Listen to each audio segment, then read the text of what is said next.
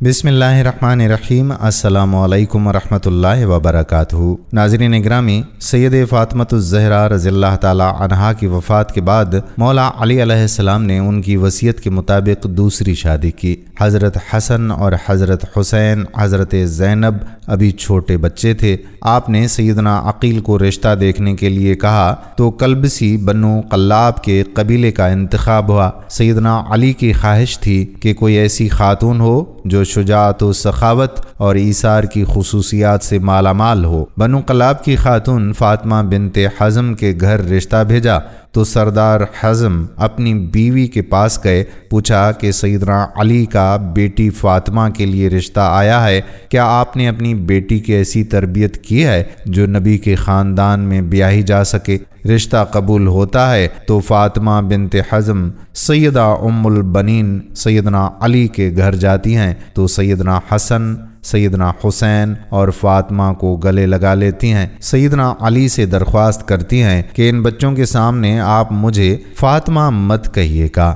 انہیں اس سے ان کی ماں کی یاد آ جائے گی۔ میں اس گھر میں ان کی ماں بن کر نہیں آئی بلکہ کنیز بن کر آئی ہوں، میرا یہ مقام نہیں کہ ان کی ماں کی جگہ لے سکوں۔ اس کے بعد آپ نے انہیں بیٹا نہیں کہا بلکہ ہمیشہ مولا کہتی رہتی۔ ان کے 4 بیٹے ہوئے، اس لیے انہیں ام البنین بھی کہتے ہیں۔ اپنے بیٹوں کو ہمیشہ حسن، حسین، علی کی صرف اطاعت کا حکم دیا، ادب سکھایا اور کہا کہ جو وہ کہیں بس حکم بجا لانا ہے، بحث نہیں کرنی، یہ اہل بیت ہیں، ہم ان کے نوکر ہیں۔ 4 بیٹوں میں عباس ابن علی، عبداللہ ابن علی، جعفر ابن علی اور عثمان ابن علی تھے۔ سیدنا عباس علیہ السلام لشکر حسین کے سپہ سالار بھی رہے۔ شجاعت میں یہ ایک مقام رکھتے تھے، دونوں ہاتھ سے تلوار چلاتے تھے۔ جنگ صفین میں سیدنا علی علیہ السلام نے ان کو بھیجا تو محمد بن حنیفہ کہتے ہیں کہ مولا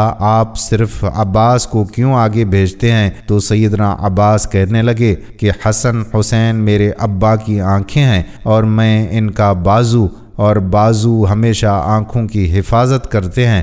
حالانکہ عمر میں حسن اور حسین سے چھوٹے تھے، مطلب کہ یہ سوال بھی نہیں بنتا، ماں کی تربیت ہر مقام پر جھلکتی تھی۔ واقعہ کربلا میں جب ایک ایک کر کے لشکر حسین کے سپاہی شہید ہوتے گئے تو سیدنا عباس نے مولا حسین سے درخواست کی کہ مجھے جانے دیں۔ سیدنا حسین ان سے تلواریں لے لیتے ہیں کہ بس عباس تم پانی لے آؤ۔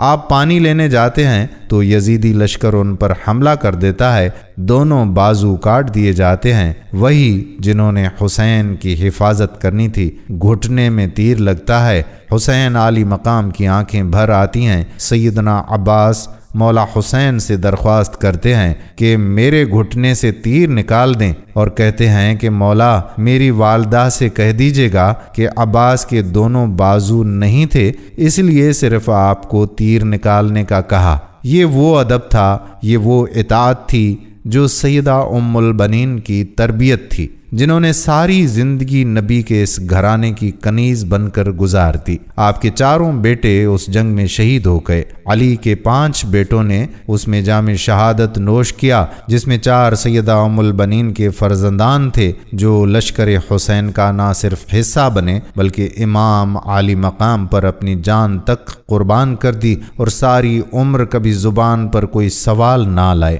واقعہ کربلا کے بعد جب قاصد خبر لے کر مدینہ منورہ پہنچا، سیدہ ام البنین کو جب بیٹوں کی شہادت کی خبر ملی تو کہا عباس شہید ہوا، جعفر شہید ہوا، عثمان شہید ہوا، عبداللہ بھی شہید ہو گیا۔ فرمانے لگے سب چھوڑ دیں، میرے مولا حسین کا بتائیں، تو بتایا کہ وہ بھی شہید ہو گئے۔ تو کہنے لگی کہ میرے بیٹے بعد میں شہید ہوئے مولا حسین سے، تو بتایا کہ نہیں، وہ پہلے شہید ہوئے اور مولا کی حفاظت کے لیے خوب لڑے، تو شکر ادا کیا کہ انہوں نے بے شک حق ادا کر دیا۔ یہ وہ ماں تھی جو اہل بیت کے مقام کو سمجھتی تھی، جس نے اپنے سارے بیٹوں کو ساری عمر صرف اطاعت سکھائی، ادب سکھایا، خود کو اس گھر کی کنیز بنایا اور حسن و حسین کو بیٹا نہیں ہمیشہ مولا کہا۔ خدا ہم سب کو اہل بیت کا مقام سمجھنے اور اس ادب و اطاعت کی ہدایت فرمائے جو سیدہ ام البنین نے